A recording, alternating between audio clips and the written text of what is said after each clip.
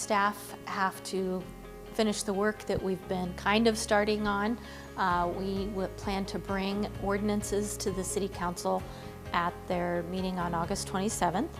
That would do a couple different things. One, it would approve the program for economic development within a Good Life District. In addition, we would bring tax ordinances where the City Council will be asked to approve a local option tax that would replace the state tax. Not be greater than it, but would be up to the amount that the state has foregone.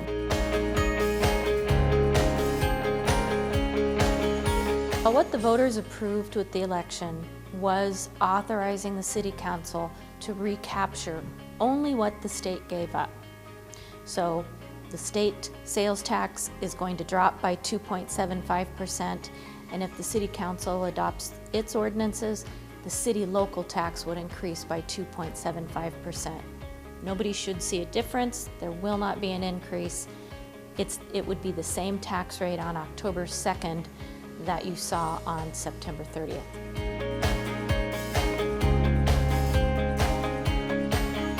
I think you're already seeing progress within the Good Life District at Conestoga Marketplace. I think you'll continue to see more progress there. That's obviously part of the Good Life District now.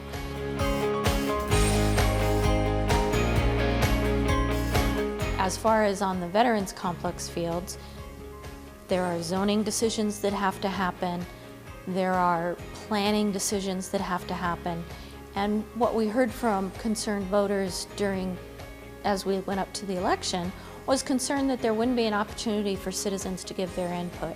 We're going to make sure that there are opportunities for citizens to tell the City Council what their vision is. We have an initial vision that we need to meet. We have to bring in the tourism. We need to build that regional sports complex to do that. But how we do housing, how we do anything else, we really want to hear the public's input on that.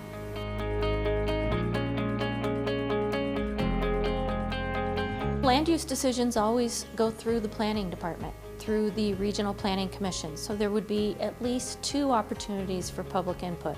One in front of the regional planning commission, who meets monthly, and then the other in front of the City Council when they hear whatever the recommendation is of the regional planning commission. So many opportunities over the next, I'd say, 3 to 6 months. Just lots of opportunities for the public to express their opinion about what the housing should look like, the commercial development should look like. I do hope that we can get moving pretty quickly on the sports complex side of it, though. That's what generates the additional revenue that the state wants to see, and which is their impetus behind creating these Good Life Districts.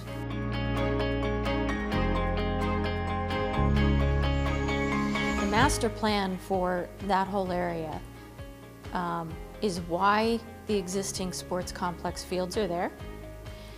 The field house was actually envisioned to be located there, that community field house that we have built at Fauner Park. What the applicant proposed was a much larger indoor sports complex.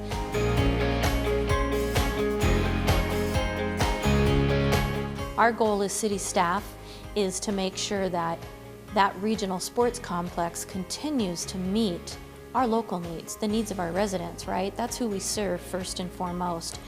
We want them to be able to use those world-class facilities as part of our sports and recreation offerings.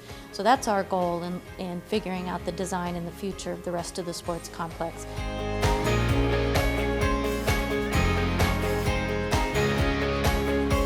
So the renderings were a vision put together for their application by the applicant for the Good Life District.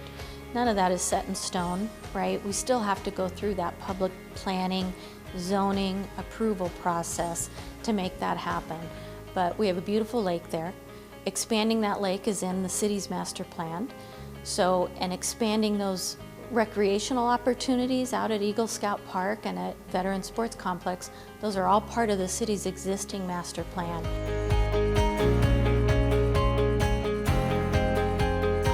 The sports side of it and making sure that we have lots of public amenities along with the high-end regional sports complex amenities that will attract tourism and tournaments. That's our goal, is to make those things happen. So yeah, I want to put my kayak in on Eagle Scout Lake pretty quick.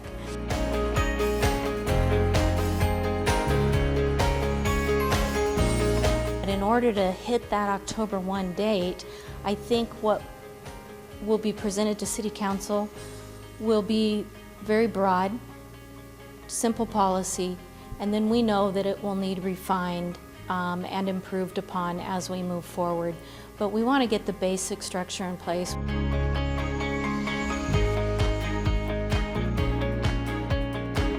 Well, it will be an open and free process because this is the city and we're a government, and that's how our governments work, right?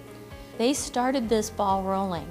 That doesn't mean they get any special privileges on land that other people own.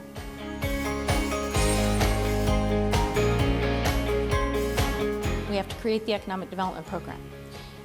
And then developers have to apply to the city under the parameters of that economic development program.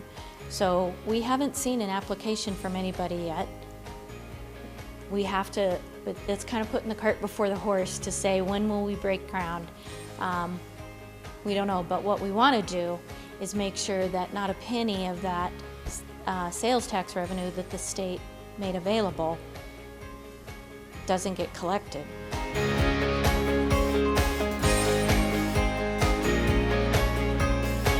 Governments have the ability to leverage future tax revenue that they anticipate getting. They have the ability to issue bonds that are, and you pledge that sales tax revenue or property tax revenue, not in this case, sales tax revenue in the Good Life District, to the future repayment of that debt. So yes, there are ways where we could leverage the sales tax revenue in order to be able to move forward right away and as quickly as possible with construction of a project. There are ways to finance, essentially, the construction of the project quickly, and knowing that you've got 30 years of tax revenue that you can pledge to the repayment of that debt. So yeah, there's ways to make it happen quickly through the issuance of debt, but that's a very serious decision for the City Council to consider.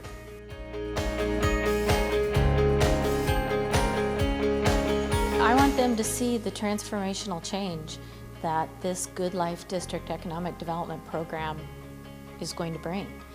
I want them to see Grand Island being first in the state to make it happen. That's exciting. I grew up here. There's a, you know, you have a little chip on your shoulder of we're Grand Island, we're the third city or the fourth city. But this is Grand Island's going to be first. We're going to be ahead of anybody else. That's what I want everyone to pay attention to.